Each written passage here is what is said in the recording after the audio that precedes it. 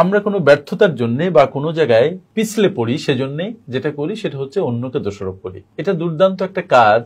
আমি পারি নাই কোনো কাজ করতে, কিন্তু একটা সুখ বোধ করি এই ভেবে যে এই দায়ভার আমি অন্য কারোর ঘাড়ে শিফট করে দিতে পেরেছি। অন্য কারোর ঘাড়ে যখন আপনি দায়ভার শিফট করে দেন, তখন আপনি নিজেকে মুক্ত রাখেন এবং নিজেকে এমন এক জায়গায় নিয়ে যান, একটা স্বস্তির মধ্যে নিয়ে যান যে ইয়াস, আপনার ব্যর্থতার জন্য আপনার কোনো দায় নেই, অন্যের দায় আছে সব। অন্যকে তো দোষারোপ করবেনই না। আমি আজকে যে কথাটা বলতে চাই সেটা হচ্ছে, কোনো কাজ করতে পারেননি এটা নিজেকেও দোষারোপ করবেন না।